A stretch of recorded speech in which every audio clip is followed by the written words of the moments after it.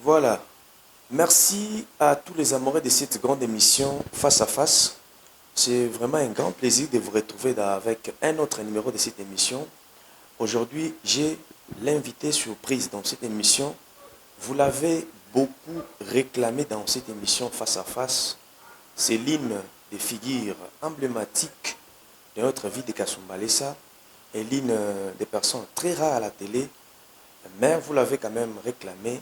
Et aujourd'hui, nous avons fait le tout possible de vous l'amener dans cette émission face à face et nous allons tout parler avec lui. Il s'agit de M. Trésor, le DG de l'entreprise IBES. Nous allons parler avec lui à ce qui concerne bien sûr l'IBES ici chez nous à Kasumbalesa.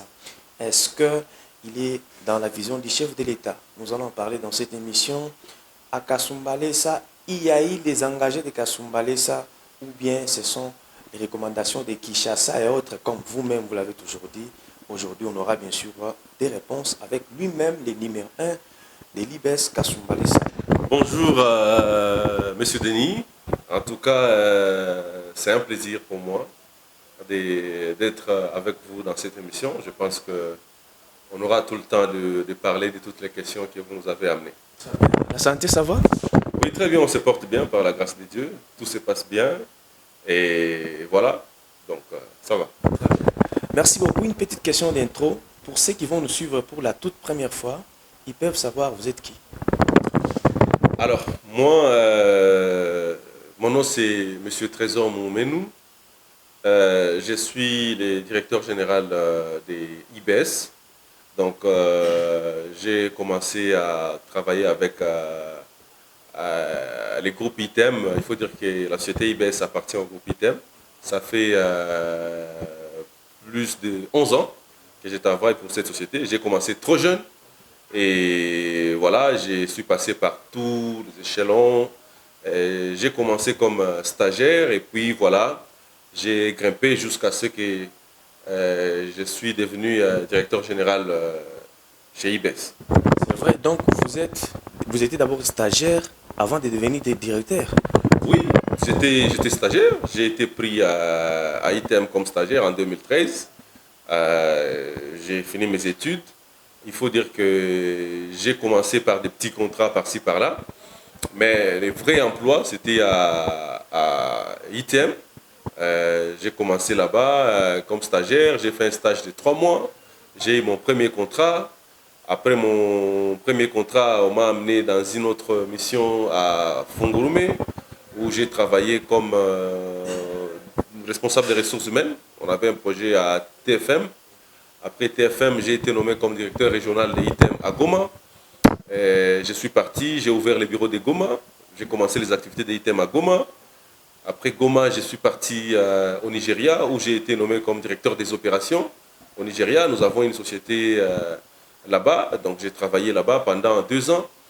Et après, je suis revenu chez moi en RDC comme directeur général de ITEM et SARL, qui est notre entreprise sœur qui s'occupe du placement du personnel, formation et recrutement. Et j'ai fait aussi 2 ans et demi là-bas. Mon mandat s'est épuisé. Et on m'a nommé directeur général à IBS. Et nous avons commencé avec IBS ici à Kasumbalesa depuis le mois de février 2024. Donc jusque-là, nous continuons à gérer la société IBS. Très bien. Depuis le mois de février 2024, comment se porte d'abord la santé de l'IBES ici chez nous à Kasumbalesa? Alors, c'est avec beaucoup de modestie que je vais le dire, mais il faut dire que IBS se porte très très très bien. Nous avons commencé les activités au mois de février. C'est vrai que la passation entre l'ancien concessionnaire et IBS n'était pas facile, mais étant une entreprise structurée et organisée, il faut dire que ITEM aujourd'hui, je suis fier de le dire, c'est parmi les entreprises congolaises. Quand je dis congolaises, c'est-à-dire c'est une entreprise qui appartient à un Congolais. En tout cas, s'il faut citer 5 grandes entreprises congolaises, ITEM fait partie. Et nous avons commencé et on avait des petites difficultés au début d'intégration. Même avec la communauté, c'était difficile que la communauté nous accepte. mais nous avons fait preuve de beaucoup de professionnalisme et de beaucoup d'efficacité. Aujourd'hui, les activités se passent bien et les gens sont en train maintenant de nous comprendre et ils voient ce que nous sommes en train de faire sur place. Très bien, vous avez dit l'IBES, c'est vraiment l'une des grandes entreprises ici chez nous. Par rapport à quoi? Bon, vous savez, l'entreprise IBES, comme je l'ai dit, appartient au groupe ITEM. Donc le groupe ITEM a beaucoup d'entreprises à son sein. Mais IBES, c'est une entreprise à part. Donc nous avons commencé les activités avec ITEM Group en 2011. C'est en 2011 que ITEM a commencé. Et cette entreprise appartient à un Congolais que j'ai vraiment ici l'honneur de présenter, M. Sylvain Munga, qui en est le chairman. C'est un fils d'ici, c'est un Congolais. Alors, il s'est battu avec son entreprise de 2011 jusqu'à aujourd'hui. Si je vous dis les chiffres d'affaires que nous sommes en train de réaliser, vous n'allez pas croire. C'est en termes de vente, si nous prenons tous les groupes, c'est de l'ordre de 500 millions. Si vous prenez toutes les activités, le groupe, c'est vrai que ITEM est partout en Afrique. Nous sommes en Tanzanie, nous sommes au Nigeria, nous sommes au Bénin, nous sommes au Togo, nous sommes en Afrique du Sud, et nous sommes à Brazzaville, bientôt la Zambie. Et toutes ces entreprises-là, nous sommes aussi dans la construction des routes avec notre entreprise Géocatanga. Il y a beaucoup de sociétés et toutes ces sociétés-là réalisent annuellement au moins un chiffre d'affaires de 600 millions. Et c'est un Congolais qui en est le propriétaire. C'est une fierté pour nous, en tant que ses employés, mais une fierté pour le pays. Et c'est ce que le chef de l'État est en train justement de vouloir créer en disant nous devons créer une classe moyenne, des gens, des Congolais, des riches Congolais, des millionnaires Congolais. Et voilà, donc c'est dans ce sens-là que nous sommes toujours à côté de lui pour l'accompagner. Donc voilà, et en termes d'engagement ou d'emploi, c'est à peu près, si je parle d'emploi interne, les staffs, c'est à peu près 1700. Mais si je pars en termes de l'effectif global interne et externe, c'est-à-dire tous ceux qui sont en placement, c'est environ 10 000 personnes que nous avons. Sur tous les groupes, c'est-à-dire en Afrique, partout. Oui, partout. Ouais. Nous sommes environ à 10 000. Je pense que nous sommes en train de dépasser parce que nous avons eu de nouvelles acquisitions. Nous sommes en train de dépasser, nous allons au-delà de 10 000 vers les 11 000. Emploi direct et indirect. Mais en termes d'effectifs en interne, c'est-à-dire des staff qui ont un contrat direct avec ITEM, c'est vers le 1700 et quelque chose comme ça. En tout cas, ça, nous devons féliciter vraiment l'initiateur et puis les propriétaires de l'entreprise. Je pose une question. Est-ce que vous êtes dans la vision du chef de l'État? Oui, mais la vision du chef de l'État, M. Denis, laissez-moi je veux vraiment en profiter pour en parler. Je vois souvent les gens, quand nous avons commencé ici à Kasumbalesa, les gens nous ont taxés de tous les maux, ils sont venus voler l'argent. Vous voyez la réputation de Kasumbalesa, c'est vrai, c'est la frontière, ils sont venus voler l'argent et tout ça. Ils ne sont pas dans la vision du chef de l'État. La vision du chef de l'État, c'est quoi? La vision du chef de l'État, c'est l'excellence. Et nous, ITEM, nous avons justement cette... Si vous regardez même sur le panneau qui est à l'entrée, nous sommes dans l'excellence. Nous sommes dans l'excellence. C'est-à-dire que ça soit sur le plan emploi. Vous avez suivi, nous avons engagé les jeunes de Kasumbalesa avec notre programme Jeunes Talents. Nous sommes en train de prendre 20 jeunes, ils ont fait leur concours et nous avons plu en toute indépendance. C'est là où je devais aussi intervenir, parce que ce qui se rend compte est que lorsque l'entreprise a été créée ici, au départ, il y a eu des gens d'ailleurs, beaucoup plus des gens de Kin, ils ont suivi la formation, directement ils ont commencé. Maintenant, ils se sont même dit que pourquoi ne pas engager aussi les gens de Kasumbalesa qui puissent aussi profiter. Pourquoi j'ai dit que vous êtes dans la vision pour aussi... Dire qu'on a pris les gens de Kin, je pense que c'est une discrimination et c'est mal comprendre la chose. Effectivement, dans l'équipe administrative que nous avons amenée, il y a une ou deux personnes qui sont venues de Kin, il y a 2 ou 3 personnes qui sont venues de Lubumbashi, il y a 2 personnes de Kasumbalesa, et on est venu, je pense, à 8 ou à 9.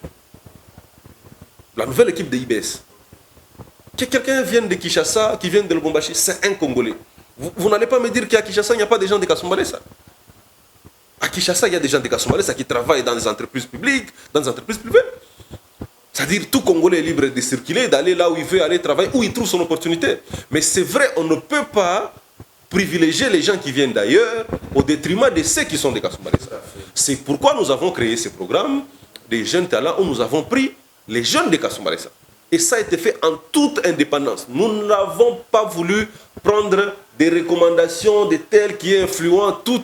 Nous avons beaucoup de respect pour tous les notables et ainsi de suite.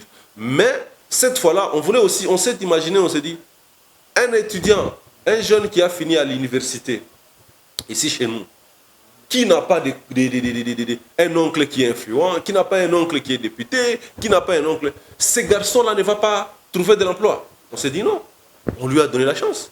On les a amenés à notre direction à Lubumbashi, ils ont fait leur test. Et ce qui est bien, c'est que nous avons trouvé des gens qui ont brillé, des jeunes de Kasumbalesa, qui ont brillé avec un pourcentage assez élevé, de plus de 80%.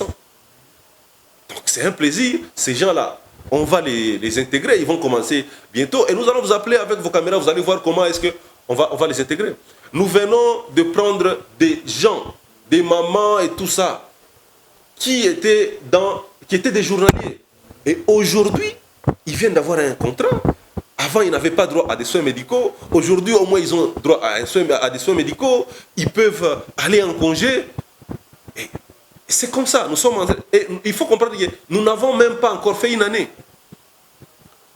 Nous avons commencé en février. Nous avons fait 10 mois. 10 mois. Mais il y a des actions. Et des réalisations qui sont là. Et nous voulons vraiment que les gens nous donnent cette chance-là. On ne refuse pas qu'il y ait des critiques. Mais quand il y a des choses qu'il faut nous dire, que les gens viennent. Vous êtes venus comme vraiment une équipe de journalistes d'investigation. Vous êtes venus à la source pour prendre les informations. Il y a beaucoup d'actions que nous sommes en train de mener ici. Et j'apprécie votre démarche. Vous êtes venus à la source pour savoir qu'est-ce qui se passe réellement. Et c'est ça qu'on appelle journalisme d'investigation. Vous êtes venu avec toute votre équipe pour savoir est-ce que ce qu'on entend à la cité, c'est réellement ce qui est fait sur le terrain. Et j'apprécie vraiment cette démarche. Nous sommes ouverts à la presse. Je reçois tout le monde. C'est vrai que des fois, vous pouvez venir, vous me trouvez occupé. Ce n'est pas que nous n'avons pas de considération envers les journalistes, parce que nous voyons, il y a des journalistes qui sont venus, on ne les a pas reçus parce que le DG était occupé, et ils sont sortis et allés directement sur la toile, balancer des histoires. IBS ne fait pas ceci, voilà. Et depuis qu'ils sont venus, ils ne font que bouffer l'argent, ils ne font rien. Il y a des travaux qui sont en train d'être faits. Il y a des travaux qui sont en train d'être faits. Et on raconte n'importe quoi pour amener les gens, à intoxiquer les gens, à se révolter. Et ça, ce n'est pas une bonne façon de travailler. Le journalisme, c'est un métier noble. Et il faut vraiment respecter ce métier-là. Et je pense qu'il y a vraiment des gens qui veulent saper ce métier-là. Moi, je ne peux pas accepter. Je ne peux pas accepter, et nous devons respecter ce travail. Les gens doivent faire leur travail correctement et dire la vérité à la population. Et moi, je m'engage, je dis même à mes équipes, pour tout celui qui va entrer dans la diffamation, raconter des histoires de mensonges sur cette société que je gère, je vais les poursuivre en justice. J'ai beaucoup toléré, je vais les poursuivre en justice. Celui qui a des questions, qui a des problèmes, des préoccupations, qu'il vienne. Il va me voir, j'ai des équipes. On n'est pas obligé seulement de prendre le DG dans une émission comme ça. On peut prendre mes collaborateurs, ils peuvent témoigner. Il faut qu'on crée cette bonne ambiance au lieu qu'on puisse détourner l'attention de nos populations. Alors, en parlant des réalisations sur terrain, est-ce que vous avez déjà fait quelques réalisations sur terrain? Bon, il y a des actions qui sont menées sur terrain, il faut le dire. La mission principale de IBS ici à la douane, c'est gérer l'infrastructure. En tant que concessionnaire, c'est gérer l'infrastructure de la douane, la maintenir et aussi aider beaucoup plus dans les trafics. Donc, faire en sorte que les trafics soient fluides, que tous ces mouvements, que les trafics internationaux ne puissent pas souffrir. Donc, il y a beaucoup de travaux de maintenance que nous avons réalisés. C'est vrai que quand nous sommes arrivés, nous n'allons pas critiquer l'ancien concessionnaire. Quand nous sommes arrivés, il y avait beaucoup de choses qui ne fonctionnaient pas, comme la climatisation dans l'ancien bâtiment, dans le nouveau bâtiment. Et dans certains bureaux de l'ancien bâtiment, nous avons refait toute la climatisation. Et vous savez qu'avant les pluies ici, nous étions dans une chaleur terrible. Et il fallait mettre tous ces cadres de la douane, tous les collaborateurs, tous les usagers de la douane dans de bonnes conditions. La climatisation a été revue. Il y a des guérites qui ont été aménagées avec les pluies. Il y a, oui, voilà. Merci, merci. Donc on a fait l'extension de certaines guérites parce que les agents de la douane, des services d'ordre opérationnel n'arrivaient pas à travailler. Nous les avons mis dans les conditions. Les guérites devenaient de plus en plus petites avec nos amis de la douane qui exploitent les scellés électroniques. Donc il fallait leur laisser la place. Donc il fallait créer quand même un environnement assez aéré pour travailler. Donc nous avons fait cela. Nous avons trouvé du côté des entrepôts de la douane qui étaient construites jadis par l'ancien concessionnaire, il y avait beaucoup d'herbes, la maintenance n'était pas faite comme il fallait. Nous avons assaini, nous avons maintenu. Aujourd'hui, si vous y allez, c'est propre. Et il y a deux projets que nous avons soumis sur la table de la DGDA pour validation, parce qu'il faut dire qu'il y a des projets que nous pouvons initier sur place. Et dans le cas de la maintenance, mais il y a des projets que nous devons faire valider au niveau de la douane, qui est notre patron. Donc c'est soumis. Et je pense que l'année prochaine, vous allez voir que nous allons commencer des grands travaux à impact visible. Et c'est à ce niveau-là que les gens vont vraiment comprendre ITEM.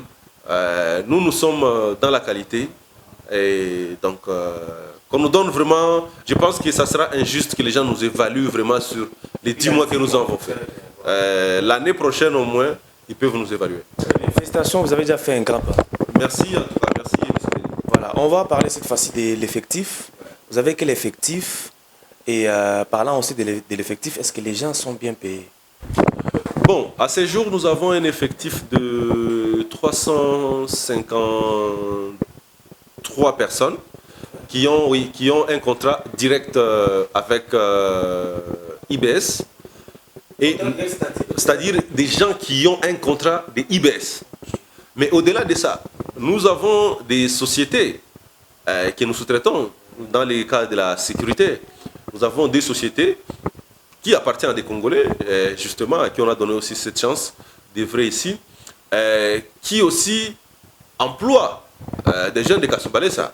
Donc nous avons une société DRC Elephant qui est dans la sécurité, qui emploie à peu près 54 agents, et l'entreprise Kingdom qui emploie aussi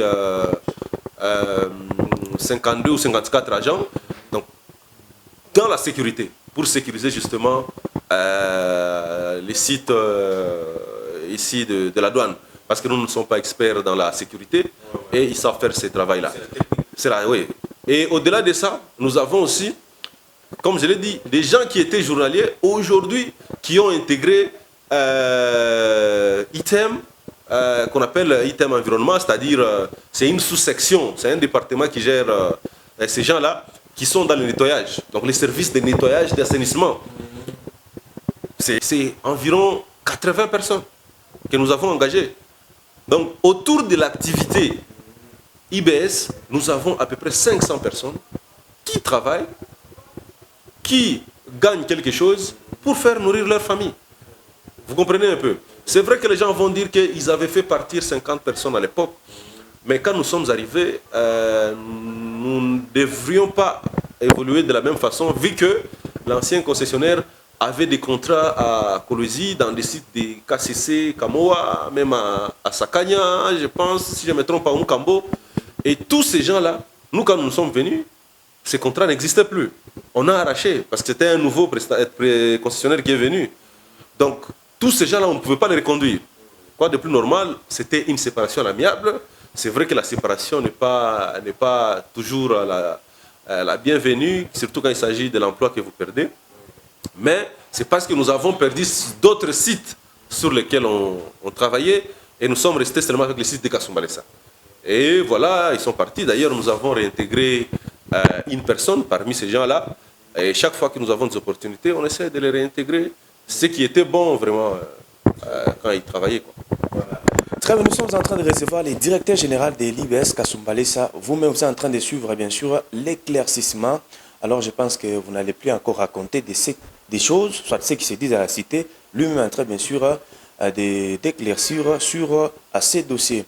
Alors, par rapport à l'évolution, ça évolue très bien? Les activités évoluent très bien. Je vais vous avouer que nous évoluons très bien, sans peur d'être contredit. La DGDA est satisfaite de son partenaire que nous sommes, IBS. Oui, parce qu'en termes de recettes, nous avons vraiment fait beaucoup de recettes. Même les autres partenaires que nous avons, la mairie, la PNHF, les PNHF plutôt, la DRH4, et ils sont satisfaits. C'est vrai qu'il y a des petites choses qu'il faut qu'on harmonise, mais ils sont satisfaits en termes de recettes. Je ne veux pas entrer dans la polémique, mais ce que nous sommes en train de réaliser, ça ne se faisait pas avant. Donc la DGDA peut en témoigner et nous sommes fiers de ça. C'est ça l'excellence. Et notre priorité ici, c'est aider la DGDA à collecter tous les fonds qui lui sont dus, tous les fonds dont il a besoin, justement pour aussi contribuer à l'État à mettre vraiment des recettes dans les caisses de l'État, du Trésor, et afin que les gouvernements, que les chefs de l'État puissent avoir les moyens de sa vision. En fait, c'est à ce niveau-là qu'on doit parler de la vision du chef de l'État. C'est l'aider à réaliser tout ce qu'il nous a promis et tout ce qu'il a à faire. C'est faire du chiffre, faire des recettes. Moi, avec ça, je suis satisfait. Si mes agents peuvent, si les agents peuvent témoigner, ils sont payés chaque fin du mois, ils sont payés à temps, régulièrement. Et aujourd'hui, ils ont droit à des crédits. Il y a certains qui sont en train d'initier des petits projets, construire une maison par-ci, par-là, d'autres acheter des véhicules. Et c'est ça, en fait, l'avancement. C'est ça le développement que le chef de l'État veut avoir. Que les gens puissent se contenter de leur travail au lieu d'entrer dans le vol. Et quand nous sommes venus, il faut dire que nous avons fait un effort pour justement éliminer tout ce qu'il y a comme contrebande et tout ça. Ici, chez nous, c'est tolérance zéro pour tous ceux qui sont dans la magouille. C'est vrai. Ouais. Tolérance zéro. Tolérance zéro. Vous le faites réellement? Oui. Et je vais vous informer qu'il y a 2 personnes qui ont été chassées à cause de ça. Je n'ai pas peur de le dire. Ils étaient dans la magouille, ils étaient en train de faire le monnayage. Et tout ça, nous les avons chassés. C'est tolérance zéro, c'est des fautes lourdes. Licenciement sans préavis, ils sont partis. Mais pour les gens qui sont en train de s'aligner à notre vision, et nous les encourageons, et nous sommes en train justement de nous battre pour qu'ils aient même des primes, pour qu'ils puissent encore faire des efforts, afin que nous puissions avoir plus de recettes. Et c'est ça, ma vision, moi, en tant que directeur général, c'est ce que mon patron attend de moi, c'est vraiment que les gens puissent travailler dans la clarté, dans l'honnêteté. Donc voilà. Voilà, merci beaucoup. Alors déjà vers la fin, dans quelques minutes, on va terminer. Une autre question qui m'est venue, c'est par rapport à l'engagement. Les autres disent que non, vous engagez seulement les licenciés, beaucoup plus les gradués. Niveau d'études aussi, vous comptez trop sur ça? Non, on engage tout le monde. J'ai parlé du programme Jeunes Talents. Le programme Jeunes Talents a pris les jeunes licenciés qui viennent de finir et des jeunes gradués. Donc c'est vrai qu'il y a un critérium. On n'a pas pris au-delà de 30 ans, on a pris... voilà, on a besoin des jeunes que nous allons former, qui vont grandir dans notre idéologie. Donc ce sont des licenciés. Et par contre, pour l'autre section des items environnement où il y a les gens qui sont dans l'assainissement, dans le nettoyage du site, on n'a pas mis beaucoup d'exigences. On n'a pas mis beaucoup d'exigences, il y a des diplômés et on voit seulement la capacité. On donne la chance à tout le monde. On donne la chance à tout le monde. Ici, il faut comprendre que nous avons trouvé déjà un effectif. On a trouvé des gens qui travaillaient, on ne pouvait pas chasser tout le monde. On a trouvé un effectif qui a travaillé avec l'ancien concessionnaire et ils sont avec nous. Certains ont même des postes de responsabilité que nous avons responsabilisés et on ne pouvait pas les chasser. Et du coup, on ne peut pas recruter des gens. On recrute quand il y a un besoin. On recrute quand il y a un besoin, mais voilà, c'est-à-dire qu'il faut que les gens nous comprennent. Ce n'est pas que quand IBS est venu, on va recruter. Non. Comme j'ai dit, faire des recettes, c'est réduire les charges aussi. On doit avoir moins de charges. On ne doit pas entrer dans l'exagération des charges. Sinon, on ne va pas faire de recettes. Donc voilà, nous sommes des privés. Nous avons des objectifs. Nous avons un contrat à respecter. Et notre patron, qui est la DGDA, veut vraiment que nous puissions faire le travail qu'il nous a donné. Et c'est ça que nous voulons faire. Voilà. Voilà, merci en tout cas. Nous sommes arrivés à la fin. Nous sommes très contents. Moi, personnellement, je suis très content et puis très satisfait. Parce que j'ai eu aussi les éclaircissements que moi, personnellement, je n'en avais pas. Alors, quel est le message que vous pouvez lancer aux autorités et à l'ensemble de tout le monde à Kasumbalesa? Alors, ce que je veux dire d'abord à la population de Kasumbalesa, moi je suis un fils de Kasumbalesa. J'ai passé plus de 5 ans ici à Kasumbalesa, à Sodemiko, s'il faut le dire. J'avais un grand-père qui est ici, qui est déjà décédé.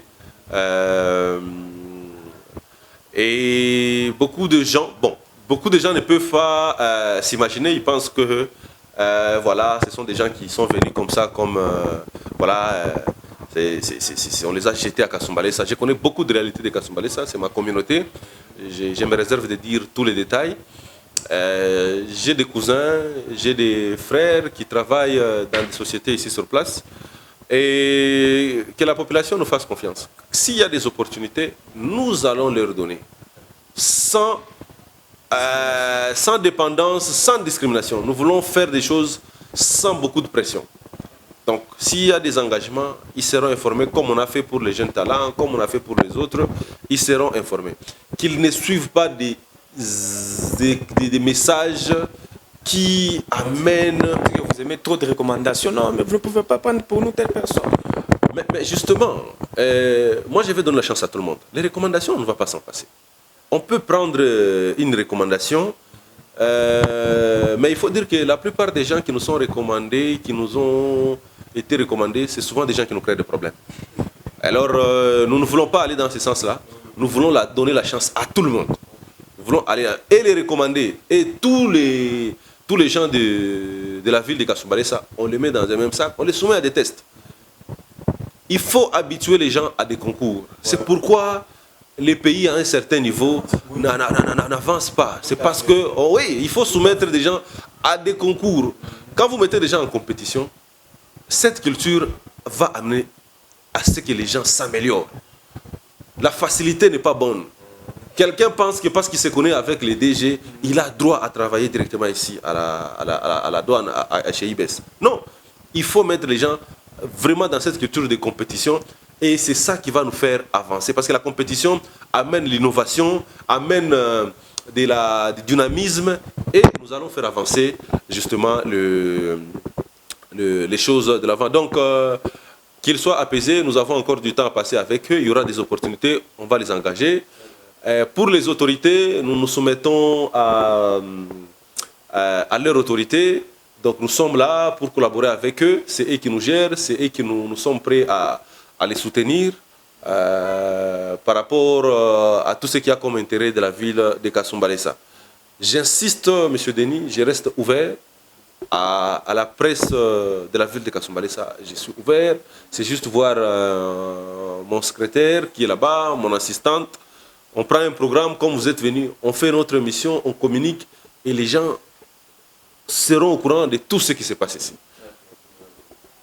Nous avons des chiffres qui vont nous justifier. C'est les chiffres que nous faisons qui nous justifient. Ce n'est pas la pression que les gens pensent faire. Non, donc voilà. Et quand vous êtes venu ici, est-ce que je vous ai appelé, je vous ai donné de l'argent? Non, je ne vous ai pas donné de l'argent. Vous êtes venus, vous avez dit, nous voulons savoir les deux sons de cloche. La cité où les gens, la population dit que non, il y a ceci, cela. Qu'est-ce que vous vous en dites? Je suis en train d'éclairer l'opinion.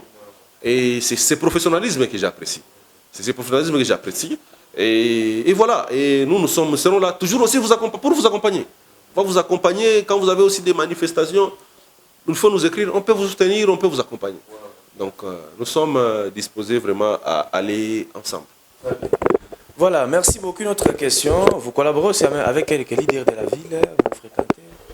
Oui, je collabore avec quelques leaders de la ville, oui, avec la RTDC, on parle bien, ça ce sont mes partenaires qui sont dans mon environnement immédiat, donc tous les jours on parle avec eux. La CAD aussi, je parle bien avec eux, et ils sont vraiment liés à l'activité. Mais c'est le nouveau président de la CAD? Oui, je connais, donc, mais on n'a pas encore pris langue avec eux. Je pense que je vais prendre langue avec eux, mais on sait déjà, on se connaît. Et ça, c'est sur le plan professionnel, mais sur le plan social aussi, je suis en contact avec le président de la jeunesse, M. Jean-Luc, qui de temps en temps aussi est en train de se battre pour la jeunesse de Kasumbalesa. Il m'appelle de temps en temps pour me demander est-ce qu'il y a des opportunités pour les jeunes et tout ça. On essaye de répondre à toutes ces questions et de les satisfaire. C'est vrai qu'il y a beaucoup de choses à faire. Il y a les gens de l'Oiseau avec qui je suis en contact. Il y a les gens de l'UDPS qui viennent aussi, que j'apprécie beaucoup. Parce que bon, les gens pensent que les gens de l'UDPS, c'est la délinquance. Mais j'ai eu affaire à des responsables. Hein. Des gens, quand ils viennent, je les explique les faits. Ils comprennent. Et voilà, donc les gens de l'Union Sacrée. On est ensemble avec eux. C'est des partenaires politiques. C'est eux qui sont là-bas en train de nous aider aussi en ce qui concerne la situation politique du pays. Donc on fait une bonne ambiance. On fait une bonne ambiance et j'apprécie beaucoup. Comme je l'ai dit, je suis ouvert. Moi, j'aime pas la pression. Je n'aime pas travailler sous pression. J'aime le respect. J'aime qu'on discute. Vous voyez la façon dont vous m'avez abordé. Vous avez eu beaucoup d'intelligence. Je ne suis pas spécial, mais vous m'avez abordé dans moins de 2 rencontres. Voilà, l'émission est en train de se faire. En tout cas, ça, j'apprécie beaucoup. Merci beaucoup. Ouais. Voilà, merci. En tout cas, on est arrivé à la fin. Merci à vous de nous avoir accordé. Merci, M. Denis. Merci à toute l'équipe technique pour cette émission. J'apprécie beaucoup. Je suis vraiment impatient de suivre cette émission.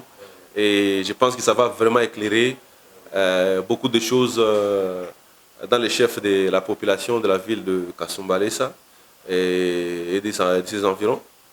Voilà, merci beaucoup. Voilà, merci beaucoup. En tout cas, on est vers la fin de cette émission Face à Face. On est en train de recevoir pour vous le directeur général de l'IBES et vous avez bien sûr suivi pour ceux qui auront besoin de suivre cette émission sur les réseaux, allez sur YouTube, nos pages, vous allez suivre ça, mais également aussi à la chaîne. Je vous retrouve très très prochainement. Ciao.